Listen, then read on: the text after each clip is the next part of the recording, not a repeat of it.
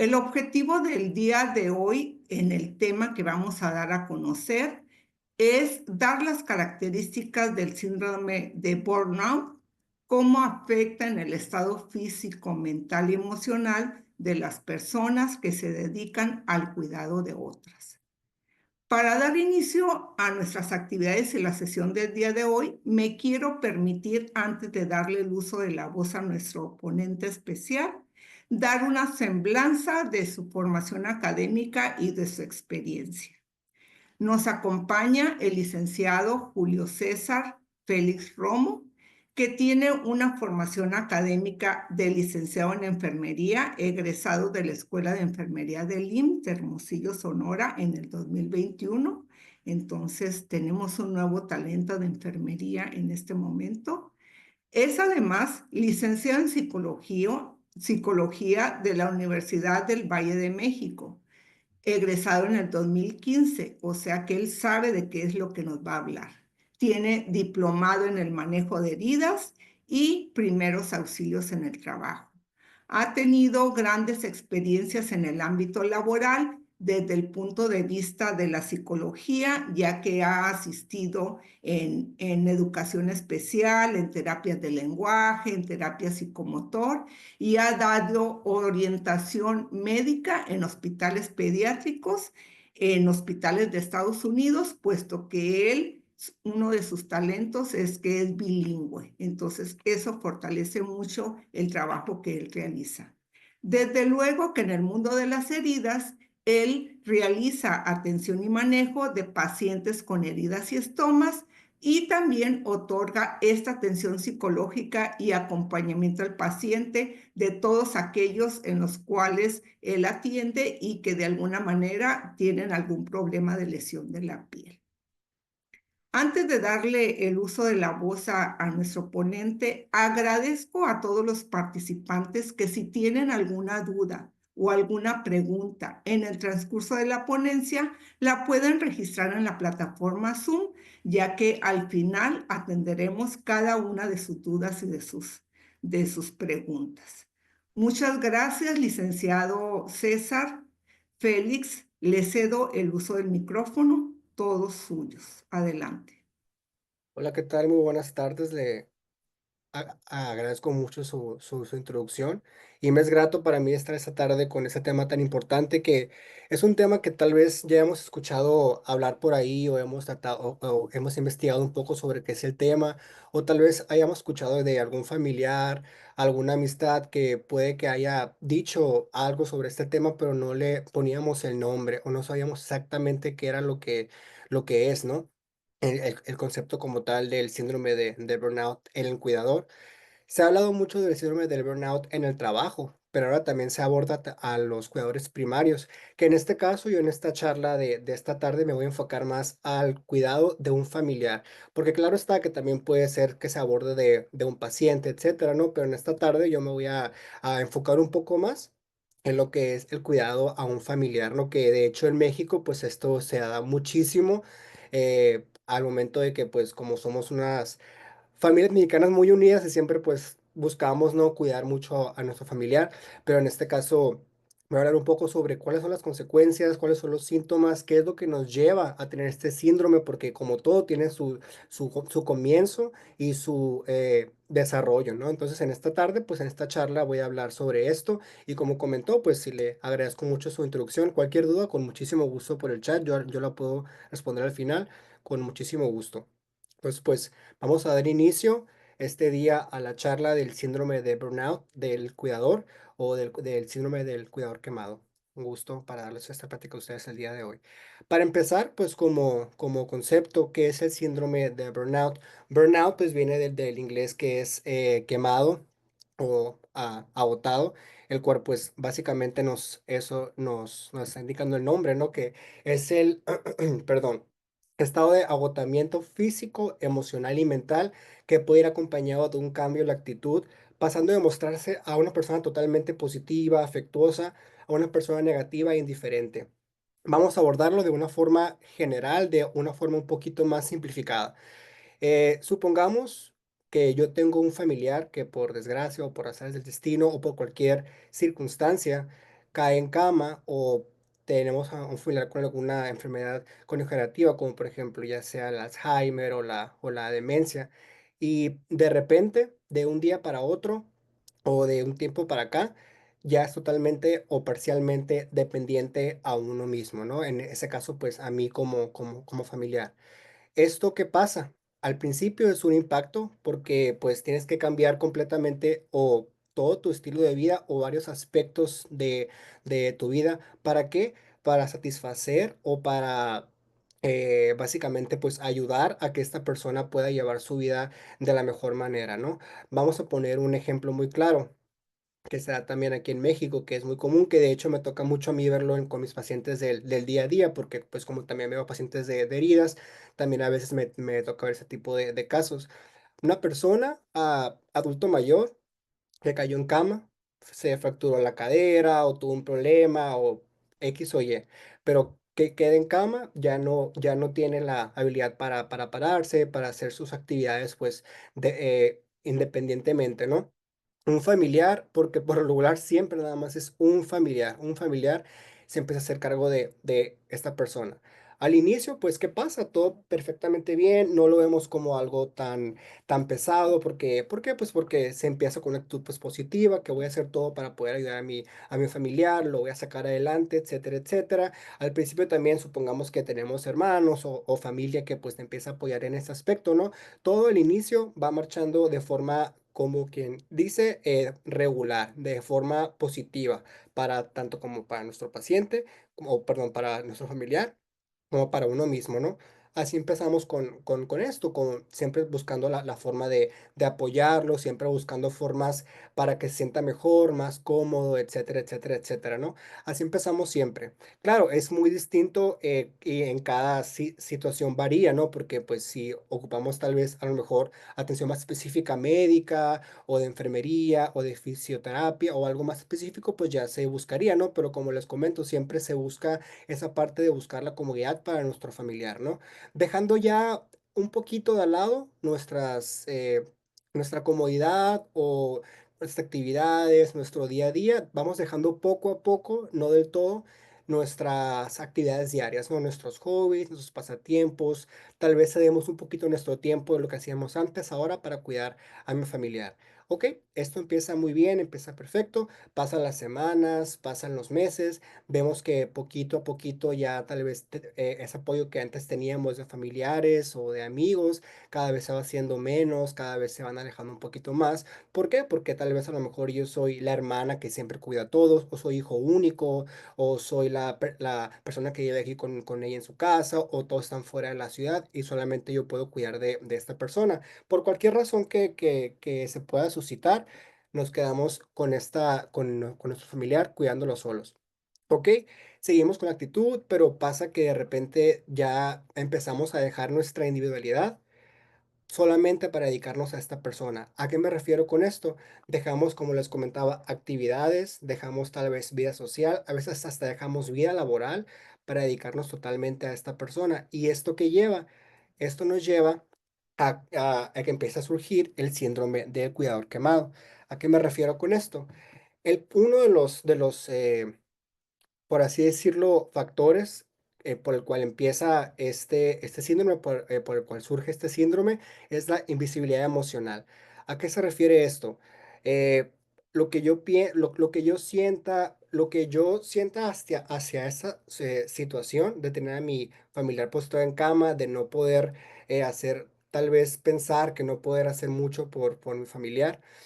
Empiezo a dejar esas emociones, ¿por qué? Porque pues yo me preocupo simplemente por lo que él necesita, por lo que él quiere, por lo que él está requiriendo en este momento de mí, ya sea física y emocionalmente, porque claro, son las dos partes, no vemos, bueno, pues a lo mejor esta persona todavía está consciente, ella sabe que está en cama y que no puede caminar, ¿cómo se siente ella? Soy egoísta yo por el hecho de decir, oye, pero o sea, ¿cómo voy a estar pensando en mis emociones si esta persona está así, se siente de esta manera porque ya no puede caminar? Supongamos también más en ya personas un poquito más jóvenes, ¿no? Que pierden tal vez a lo mejor por algún accidente o por otra razón la habilidad ya sea de poder valerse por sí mismos. Entonces pensamos, ¿cómo yo voy a poner mis sentimientos si yo estoy, entre comillas, sano, yo puedo hacer mis actividades, etcétera, etcétera, etcétera, si esa persona está pasando por esto, pero yo sigo pensando en eso, yo sigo teniendo ese sentimiento de ansiedad, empiezo a pensar, no, pero yo quiero hacer mi vida, yo quiero hacer mis actividades, pero no puedo porque me siento atado a estar cuidando a esta persona, pero eso lo vamos dejando al lado, ¿por qué? Porque nos dedicamos o pensamos solamente en el bienestar emocional y físico de nuestro familiar. Esto se ve muchísimo, yo lo he visto mucho con los pacientes y una parte muy importante aquí también es la actitud. Voy a comentar un ejemplo que, bueno, que ya he tenido en mi tiempo como enfermero, ¿no? Hay un paciente, un señor no es tan mayor, estará tal vez en sus 50, con su esposa. Viven ellos dos solos en su casa. El señor ya tiene más de 2 años, creo, tal vez un año, un poquito menos de 2 años postrado en cama. La señora, pues, es una señora también ya un poco mayor y es la única que se encarga de él. Entonces, yo siempre que voy a curación con esa señora, yo desde el inicio, yo siempre noté en ella una actitud muy, muy, muy buena. Y quiero que les quede ese pensamiento con la actitud tiene muchísimo que ver en el cuidado y en cómo vamos a desarrollar el cuidado con nuestro familiar. ¿Por qué? Porque esta señora, esta persona, siempre que yo le decía, no, pues, ¿sabe qué? Mire, tiene que hacer esto, esto y esto para que su familiar esté bien, ¿no? Porque no es simplemente nada más lo cuide y no, sino que es cambiarle de posición, estarle dando sus medicamentos, su alimento, estarlo vigilando, cambio de pañal, etcétera, etcétera, etcétera. Conlleva una gran, gran, pues, juego, ¿no? De actividades que tiene que hacer esta persona para cuidar a su familiar. Y eso, pues, aunado a lo que el familiar requiera, ¿no? Que, pues, si tiene alguna incomodidad o si siente, pues, triste, ansioso, depresivo, etcétera, la persona que lo tiene que apoyar, pues, es su familiar primario, en este caso es ella. Entonces, ella siempre, desde que yo tengo uso de memoria, que voy con ella a curar a su familiar, siempre está con la actitud muy buena. Siempre me dice que va a mejorar, que va mejorando. De hecho, me llena mucho pues, de alegría, ¿no? Porque, pues, uno como quiera siempre se encariña con los pacientes y más cuando tienes tanto tiempo de estarlos viendo. Entonces, a mí me da como que esa sensación de alegría el ver que ella, a pesar de todo lo que ha pasado, a pesar de lo que sigue pasando, siempre toma con esta actitud y siempre trata de ver lo mejor de la situación.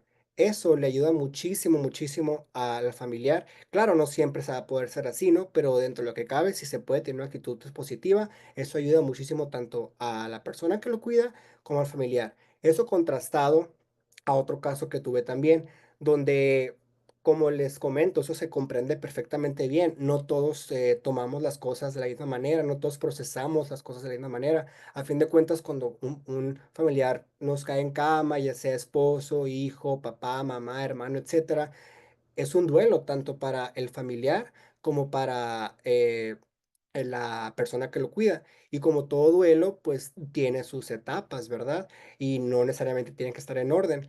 Supongamos que esta persona, yo cuando fui a ver al familiar, pues me encuentro con una persona un poco frustrada, un poco enojada, se podría decir, por el hecho de que su familiar estaba en cama. Se notaba muchísimo al momento de que yo le decía lo que tenía que hacer, yo le decía de cambiar de posición, etcétera, etcétera, etcétera. Se notaba muchísimo en la actitud de la persona cómo lo tomó y no era una forma muy, muy grata. Claro que no siempre era así, ¿no? Pero la mayoría del tiempo sí se notaba que cansada, se notaba que ya no podía. Y a veces, como les comento, se comprende porque es una situación que nos puede tomar totalmente de sorpresa. No lo tenemos en nuestros planes y pues a veces no podemos tomar las situaciones con la mejor actitud tal vez, pero algo que sí es muy importante es la actitud y algo que también yo le recomendé muchísimo a esta persona es que tal vez si pudiera recurrir a alguien para que se apoyara con esto, ya sea psicología, ya sea psiquiatría o ya sea cualquier persona que tenga una red de apoyo para que no sufriera de esta invisibilidad emocional, de que simplemente con sus acciones ya se notaba que ella sentía algo más por estar en esa situación. Entonces, a lo que voy con esto es al segundo punto, que es el aislamiento. Es sumamente importante tener una red de apoyo. red de apoyo de amistad, red de apoyo de familia, red de apoyo de quien nos rodee, alguien que nos pueda apoyar, no solamente para cuidar a nuestro familiar, sino para, como les comento, también tener esa red de apoyo emocional que nos pueda brindar, ya sea simplemente comentar la situación, ya sea simplemente desahogarnos o buscar tal vez alguna alternativa o herramienta que nos ayude a gestionar nuestros sentimientos, porque una cosa es estarlo sintiendo y tratarlo de gestionarlo uno mismo y lo que yo perciba, lo que tal vez estoy haciendo bien o haciendo mal, o buscar tal vez opiniones de algún experto o de alguien de confianza que me pueda dar tal vez otro punto de vista de la situación para yo poder tener herramientas para poder afrontar mis sentimientos y poder llevar de la mejor manera este proceso, ¿no? Porque es lo principal y sí me ha tocado ver mucho este caso, de que las personas empiezan a aislarse tanto de su vida social, su vida laboral, pues, todos los pasatiempos que tenía, todo lo que ella antes hacía, lo empieza a dejar y lo empieza a dejar poco a poco. Tal vez no se dé cuenta, tal vez ella inconscientemente diga, no, si no estoy dejando a mis amigos, los veo cada tanto tiempo, pero poco a poco todo eso se va alejando. Y es muy, muy importante, al menos tener una pequeña o grande, depende de cada quien, ¿no? Red de apoyo. ¿Para qué? Para poder llevar el proceso de cuidado de la mejor manera para tanto para mi familiar como para uno mismo. ¿Por qué? Porque luego viene la pérdida de independencia. ¿Qué significa esto? Viene totalmente de la mano de lo que comentaba de perder las amistades, perder los pasatiempos, perder hasta el trabajo, porque he escuchado, bueno, he tenido pacientes que su familiar también renuncia a su trabajo simplemente para dedicarse a esta persona, ¿no? Y algo que yo escucho mucho de esto es que siempre dicen las personas, es que nadie lo va a cuidar mejor que yo, es que nadie lo va a cuidar como yo. Es un pensamiento totalmente erróneo. ¿Por qué? Porque no tenemos que pensar que alguien le va a hacer mal o que alguien no lo va a hacer como yo, porque a fin de cuentas el fin siempre es el mismo, que nuestro familiar esté bien, que nuestro familiar esté óptimo, que esté en buenas condiciones, que esté cómodo, que esté alimentado, que esté hidratado, que sus medicamentos estén siempre en orden, etcétera. El fin siempre va a ser el mismo.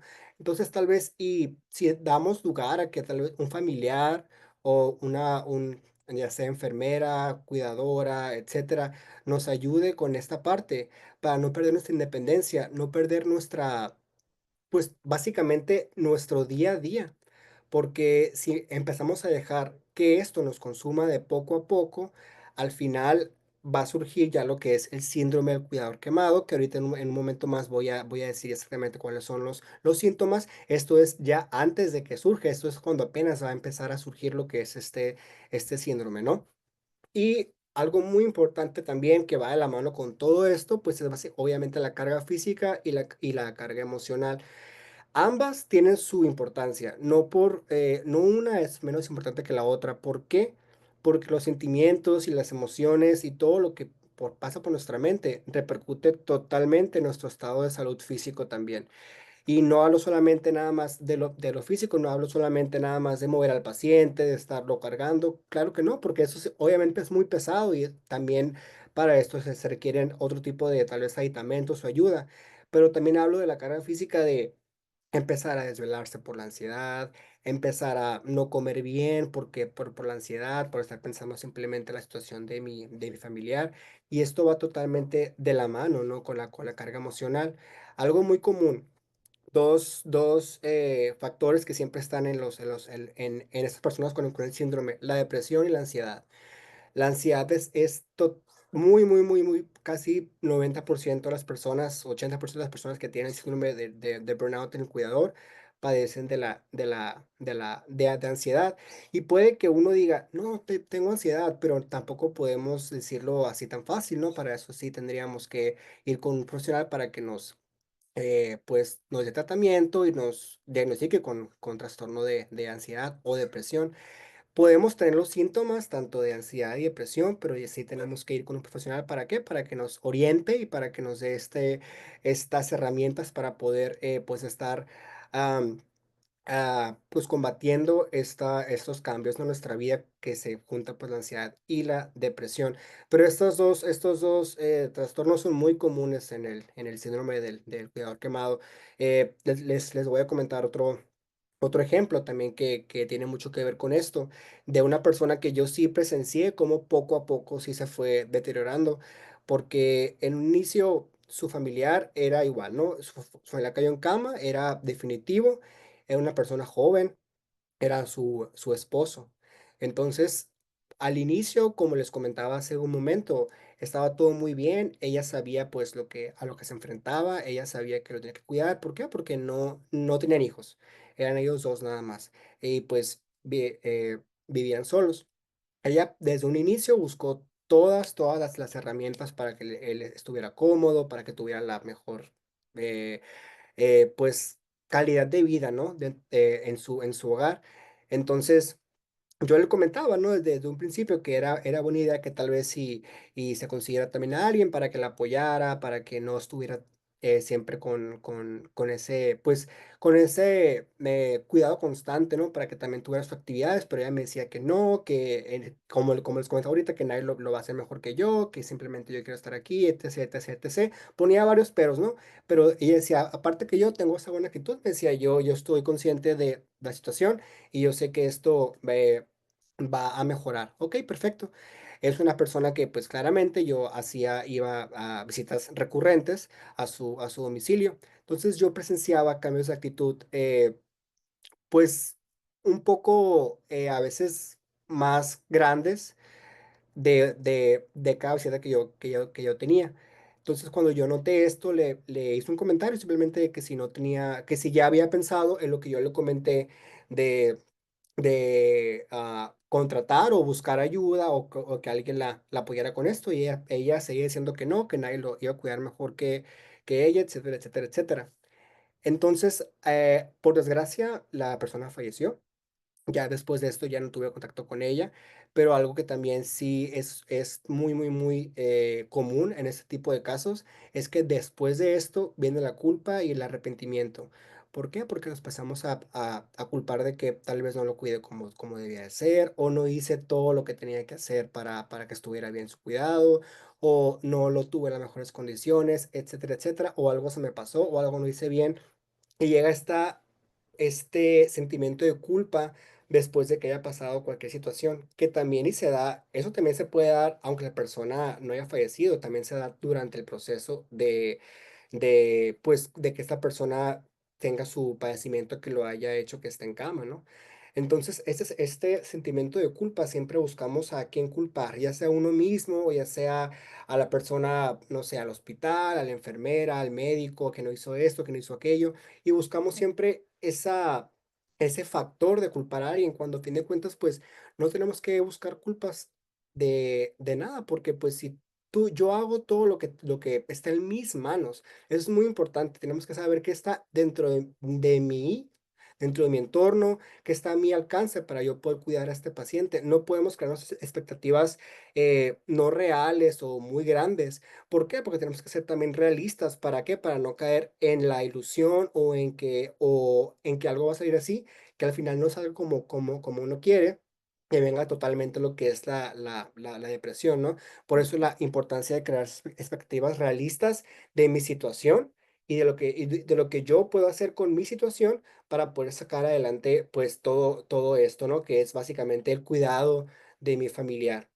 Como les comento, estaba totalmente enfocado a un familiar, ¿no? Porque ya en un entorno, pues, tal vez hospitalario, un entorno ya más de laboral, pues, ya es un poquito distinto, ¿no? Pero en este caso, como es más enfocado a lo familiar, me baso un poquito más en lo emocional, porque obviamente hay una conexión, hay un lazo, emocional, y es un poquito más difícil desprenderse de todo eso. Y por eso es un poquito más difícil también el hecho de que no tenemos esa carga emocional que siempre está constantemente con nosotros, ¿no? Okey. Los síntomas, tal cual del síndrome de burnout del cuidador, empezando, pues, es el agotamiento y la fatiga, crónica, el aumento o disminución del apetito y del peso. Muy importante aquí, no tenemos que dejar de lado nuestra salud, no tenemos que dejar de lado nuestra salud ni mental ni física, tenemos que alimentarnos, bien, tenemos que hacer ejercicio, tenemos que hacer todo lo posible, ¿para qué? Para poder seguir cuidando de esta persona. Algo que yo siempre también les comento a mis pacientes también, ¿no? Que Mira, le digo, si usted cae en cama, si usted se enferma, si usted le pasa algo, ¿quién va a cuidar de su familiar? Y se quedan pensando, no, no, pues sí es cierto, porque sí es verdad. A veces que llego y veo una persona que está muy enferma o muy cansada y le digo, tómese un descanso, haga esto, porque le digo lo mismo, si usted cae en cama, usted se enferma, ¿quién va a cuidar a su paciente? Va en la mano de que tienen que, pues, obviamente alimentarse bien, hacer ejercicio dentro de lo que se pueda, tratar de buscar ciertas actividades tal vez para poder mantenerse dentro de todo lo que pues, se pueda, lo más sano posible, ¿no? Después vienen los trastornos del sueño, el insomnio. Esto va de la mano totalmente de la ansiedad. ¿Por qué?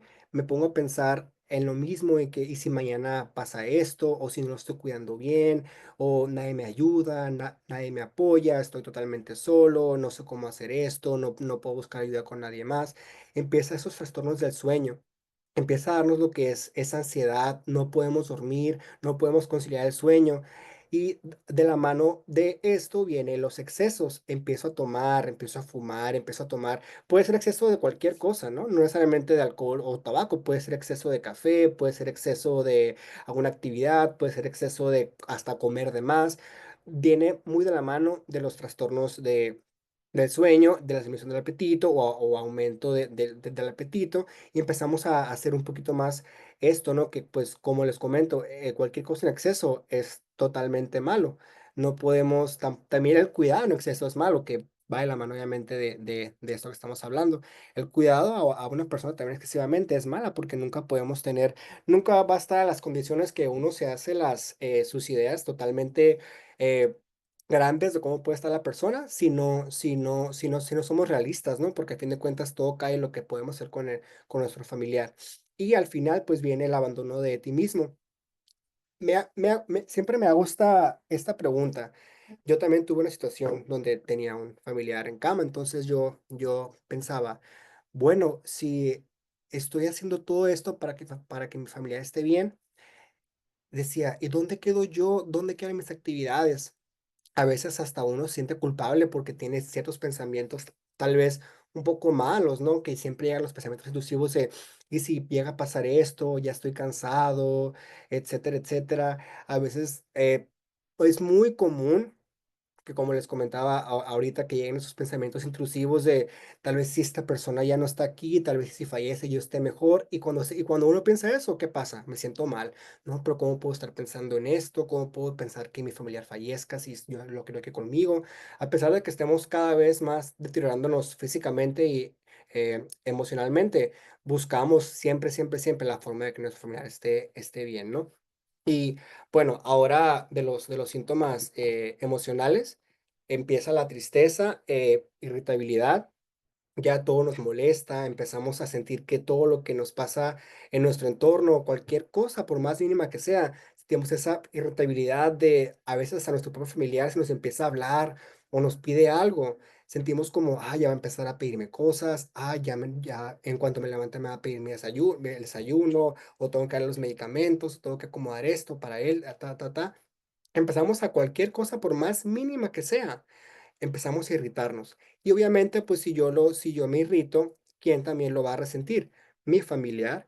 Él también va a empezar a sentir ese rechazo, esa irritabilidad, ese constante, pues como repele, ¿no? De mi parte hacia él.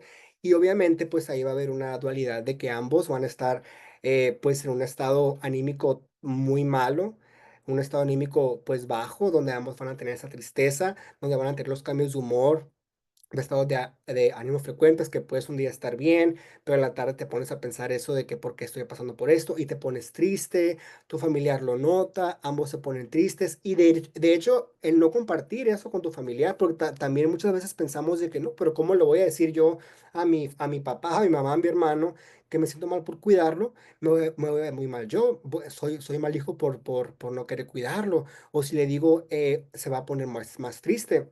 Pero muchas veces la comunicación es la clave también para que ambas partes estén pues bien, estén en sintonía, porque no necesariamente la persona que le digas que tú sientes que estás un poquito cansado o que sientes eso, no lo va a tomar como si fuera su culpa. Tal vez si hablándolo, tal vez si ambos pueden tener esa plática, esa charla sobre cómo pueden estar los dos mejor, porque muchas veces asumimos cosas que no son ciertas y tal vez si con la comunicación esto puede, pues, se puede esclarecer totalmente, ¿no? Y viene de la mano también de la pérdida de memoria y atención y concentración. Eh, un escenario, tenemos un paciente polifarmacia que toma muchos medicamentos. Empezamos a hacer su rutina de medicamentos, su rutina de desayuno, que toma vitaminas, que tiene que hacer tiene que venir fisioterapia, tiene cita con tal persona, va a entrar persona a nuestra casa. Ok, todos nos enfocamos en nuestro familiar, familiar, familiar. Y todos simplemente es en él. Todas las actividades se basan en él. Empiezo yo a dejar un poquito de lado todo lo que yo quiero, todo lo que yo pienso, todas mis actividades, todo lo que tengo yo que hacer, tal vez hasta dejar de lado muchas veces actividades del día a día que se empiezan a olvidar. Esto pues va de la mano de la concentración, empiezo a simplemente a divagar o empiezo a no darme cuenta de lo que yo necesito y pues esto nos lleva a tener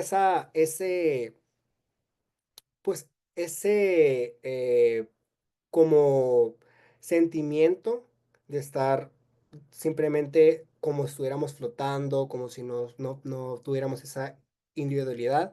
Y pues obviamente al final llega la depresión y la ansiedad, como les comento. Estas dos son las más comunes trastornos que se dan en el síndrome de la persona con el síndrome del cuidador quemado.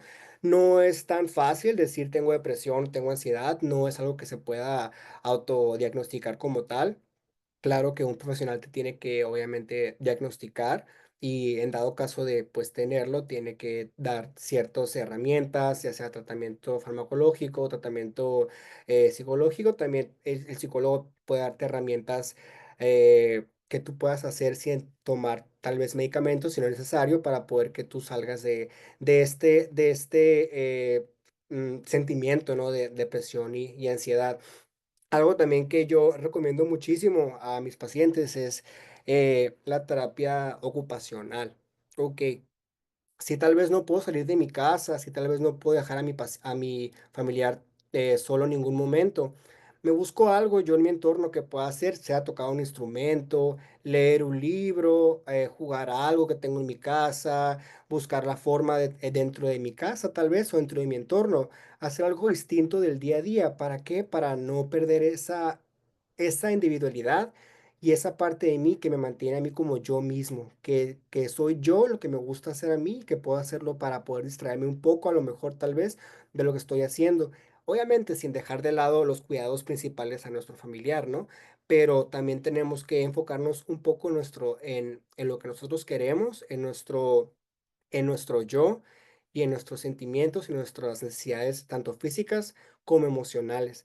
¿Por qué? Porque ya para poder saber qué hacer si se experimenta ese síndrome del cuidador quemado, lo principal es, está bien pedir ayuda. No tenemos que ir con esa idea de que si le pido ayuda a alguien o si hago esto o si le pido, no sé, tal vez consulta con un psicólogo, un psiquiatra, me voy a ver débil o van a pensar que estoy loco o van a pensar esto de mí. Hay que quitarnos totalmente esa idea de la cabeza porque no es de ir de locos ir con un psicólogo, con un psiquiatra, al contrario, es de valiente saber que estoy en esta situación y que necesito buscar ayuda y que necesito buscar ayuda ¿para qué? Para poder estar bien yo. Porque si no estoy bien yo, pues obviamente no puedo cuidar de nadie más. Otra cosa también muy importante es fomentar la autonomía de la persona dependiente. Tal vez no se puede en todos los casos, tal vez no se puede, hay casos donde la persona pues es totalmente dependiente, pero hay casos donde es parcialmente dependiente. Supongamos que tal vez yo puedo editarle ciertas cosas, ¿para qué? Para si en la mañana tal vez yo le daba desayuno, ok, pues yo dejo que ella lo haga sola, o si yo lo llevaba al baño, Vamos a buscar la forma de que ella lo pueda hacer, de que esta persona poco a poco, tampoco va a ser muy rápido, también depende mucho de qué tipo de padecimiento tenga, ¿no? Nuestro familiar, de que poco a poco tal vez pueda hacer sus actividades, no al 100% como las hacía antes, pero sí que pueda, hacer ciertas actividades, ¿para qué? Para que esta persona también se sienta dependiente, también se sienta que está haciendo algo por él mismo. Porque en esta charla yo me estoy enfocando simplemente al cuidador, pero también otra charla muy buena sería cómo se siente la persona que es, pues obviamente dependiente, ¿no? Que también es un tema muy importante. Pero sí, aquí también viene la importancia de fomentar la autonomía de nuestro familiar. ¿Para qué? Para que poco a poco pueda recuperando o él pueda ir haciendo ciertas actividades que lo hagan sentir como que ya es un poco más independiente y eso pues obviamente nos va a hacer que descansemos un poco tal vez de lo que hacíamos con nuestro familiar, ¿no? Y ambos se sientan bien. Otra cosa importante que les comentaba hace un momento, dedicarte diariamente algunas horas para ti. No necesariamente pueden ser horas, puede ser tal vez una media hora, unos 40 minutos. Esto también depende mucho de la situación y de cómo sean las cosas. Si somos la única persona que cuida a nuestro paciente, perdón, nuestro familiar, pues tal vez sí, un momento del día donde sea un momento que ambos, que lo pueda dejar solo un momento, ok, me dedico a hacer tal cosa, me dedico a hacer alguna actividad para mí, o ok, busco a alguien que me apoye para cuidarlo, una hora, 2 horas, 3 horas, y yo salgo, porque no está bien, perdón, porque está bien hacer eso. Muchas veces tenemos ese sentimiento de, pero ¿cómo voy a dejar a mi familiar? ¿Cómo yo voy a hacer esto? ¿Cómo yo me voy a estar divirtiendo si mi familiar está en cama, si está sufriendo, si él no puede levantarse? Esos pensamientos intrusivos que tenemos, hay que eliminarlos porque a fin de cuentas no estás haciendo mal, al contrario, estás haciendo bien. ¿Por qué? Porque vas a estar bien tú. Y si tú estás bien, vas a poder tener todas las herramientas para poder cuidar de forma efectiva y de forma y con calidad a nuestro familiar. Entonces, esto es muy común que pensemos en cómo yo voy a hacer, cómo yo voy a estar disfrutando de tal cosa si mi familiar o la persona que estoy cuidando no lo está haciendo. O cómo yo me voy a sentir bien si mi familiar está sintiéndose así. Y no hay que traspolar esas emociones porque en realidad, si no preguntamos a la persona, no lo sabemos. Es muy importante, como les comentaba, la comunicación. Ok, ¿sabes qué? Mamá, papá, hermano, tío, esposo, esposa, voy a salir un tal momento, te va a venir a cuidar tal persona, va a estar sola una hora, que nada puede pasar si la persona está consciente, si la persona puede hacerlo. Ok, te dejo solamente una hora y vuelvo. Ah, ok, perfecto, está bien. Si se habla, si se tiene esa comunicación, no hay por qué sentir esa culpa o no hay por qué sentir ese sentimiento de que estás haciendo algo mal, porque al contrario, no estás haciendo nada mal, estás ayudándote a ti mismo para poder estar en las mejores condiciones emocionales para cuidar a nuestro paciente, porque es muy importante, sumamente importante la salud emocional en el cuidado de alguien. Otro punto es mantén activas sus relaciones personales y sociales. No hay que dejar nuestras amistades, nuestra familia, ni nuestro trabajo. Tal vez a veces sea inevitable, pero dejar el trabajo tal vez o dejar ciertas cosas, pero tener esa red de apoyo, ya sea chica o grande, ¿para qué? Para, si no es tal vez cuidar a nuestro familiar o estar con nosotros, tal vez simplemente desahogarte o tener esa red de apoyo y confianza para poder transmitir lo que estás sintiendo, porque no es bueno estarse guardando todo eso que uno siente. Las emociones repercuten totalmente en el estado físico y fisiológico de nosotros, aunque no se crea, pero sí repercute totalmente. Por eso es importante saber cómo gestionar esas emociones y qué mejor que tal vez buscar otras opiniones o simplemente hablarlo o ir a terapia o buscar cualquier herramienta que tú sientas que te va a ayudar a que esto mejore, lo puedes hacer sin ningún problema. Ok, otro punto es aprender a aceptar la situación del enfermo y tu situación como cuidador quemado. La aceptación, esto viene parte del duelo. Muchas veces, la primera etapa que a mí me toca como que me ha tocado, perdón, ver más que nada en mis pacientes, la negación. La negación, estoy negado, no es que yo no me siento así, yo no estoy mal, yo me siento bien, yo no estoy triste, yo no siento ansiedad, yo duermo bien, yo como bien, y el hecho es todo lo contrario. Está mal alimentado, se ve físicamente cansado, en sus rasgos físicos se ve la ansiedad, se ve que tiene algo más esa persona. Entonces, el primer paso para poder, hacer algo al respecto, ya sea con buscar ayuda o empezar a hacer tal vez dentro de casa algo o cualquier actividad o cualquier paso que tú puedas hacer para cambiar esa situación y para poder tratar el síndrome, es aprender a aceptar la situación tuya y de tu familiar, porque esto es muy importante al momento de las expectativas. Las expectativas tienen que ser realistas, totalmente sobre la enfermedad y sobre tu familiar. Porque si pensamos que ya nos dieron un diagnóstico, ya nos dijeron que esta persona tal vez por desgracia ya no va a caminar ya nunca más en su vida, puede tener terapias, puede hacer esto, pero por desgracia ya no va a caminar. Ok, a veces estamos en la negación y decimos, no, pero es que voy con otro doctor o voy con otra persona que me da otra opinión o busco tal terapia o busco tal algo en lo que sea. Se busca siempre lo que sea para poder beneficiar a nuestro familiar, pero estamos buscando algo que tal vez no existe, estamos buscando algo que tal vez si no le beneficia, al contrario, estamos simplemente perjudicando por estar tratando de hacer cosas que no son aptas para él. Entonces, sí, tenemos esa expectativa de que siempre, de que se puede hacer algo más o de que podemos buscar algo más y no caemos en la realidad de nuestra situación. Nunca vamos a estar bien, nunca vamos a estar conformes ni con lo que hago yo como cuidador, ni lo que hacen los demás, ni lo que mi familiar está haciendo. Nunca nada va a ser suficiente. ¿Por qué?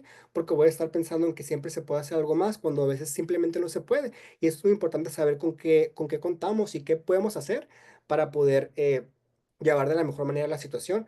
Tal vez nunca más pueda caminar nuestro familiar, pero ok, voy a buscar formas de que puedo sacarlo de mi casa, si es que se puede, o poder buscar alguna actividad que mi familiar y que yo podamos hacer hasta juntos. ¿Por qué? Porque también se puede buscar eso, que se pueda hacer una actividad juntos para alimentar lo que es la relación.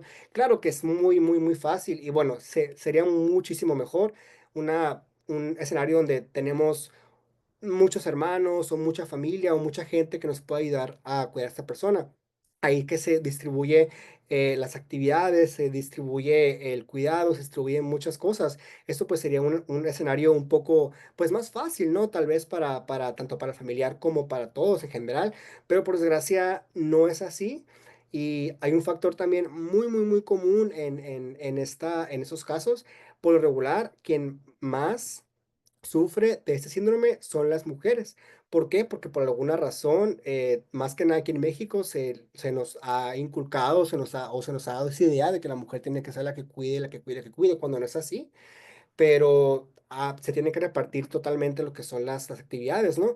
Pero por desgracia, pues se han ido inculcando ciertas ideas que tenemos que la mujer se encarga de esto, que de hecho es un factor, es un hecho que las que más sufren de este síndrome son las mujeres. ¿Por qué? Porque se encargan más que nada del cuidado pues del familiar, ¿no? Lo cual no debería ser así, porque si hay una familia que se pueden dividir actividades, se pueden dividir el cuidado, pues sería lo ideal. ¿Para qué? Para que no se caiga en llegar a tener el síndrome del cuidador quemado.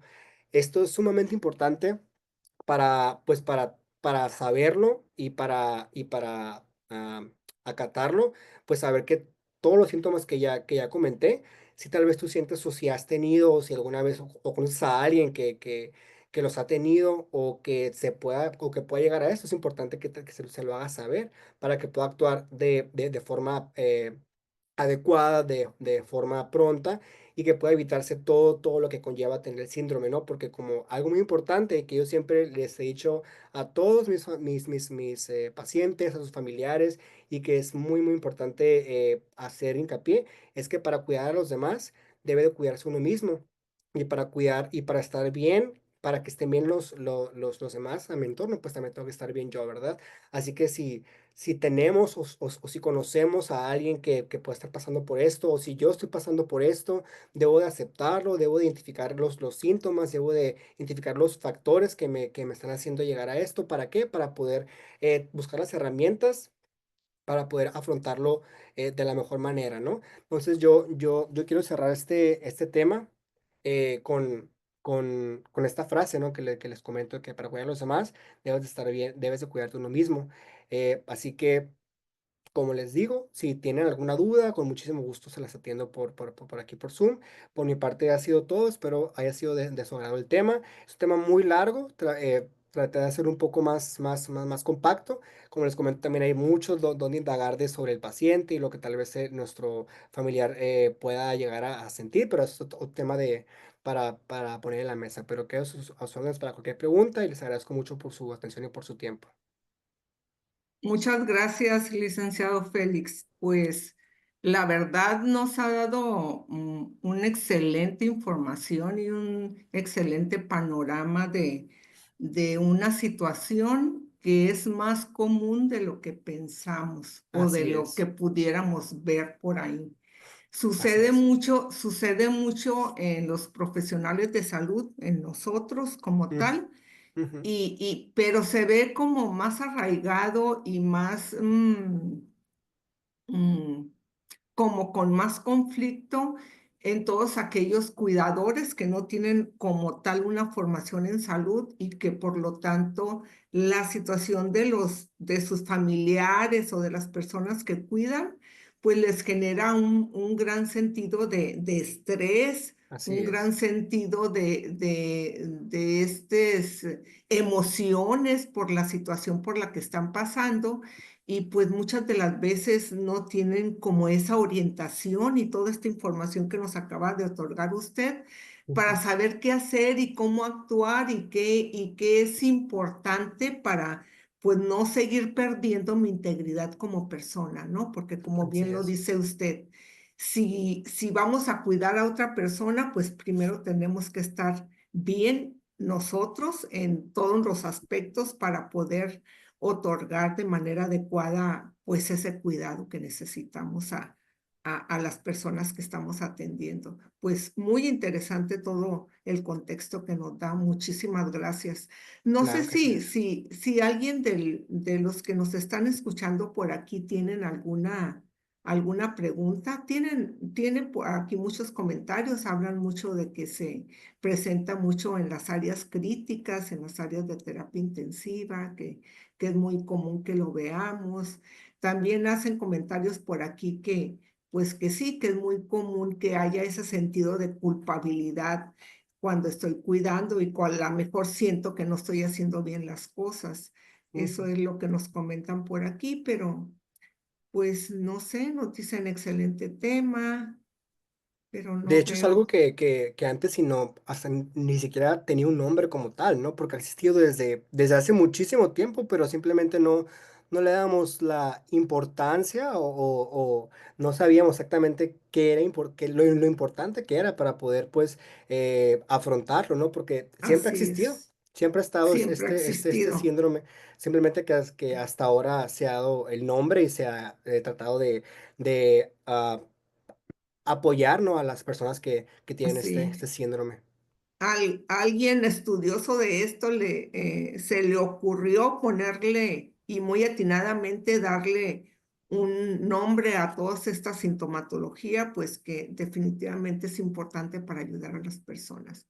Así es. Ponen aquí, en relación, perdón, licenciado, en relación a la constancia, pusieron por aquí un link para el registro y todos los datos para que ustedes puedan obtener su constancia a todos los participantes. De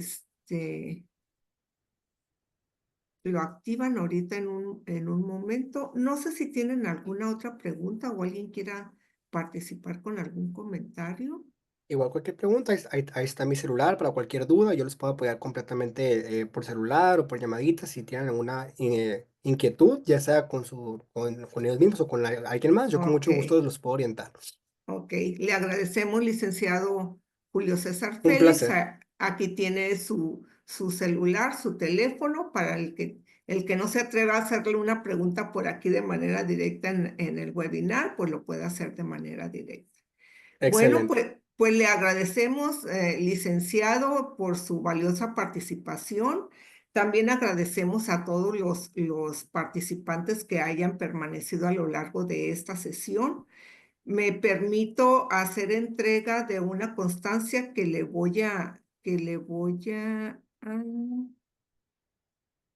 a poner por aquí.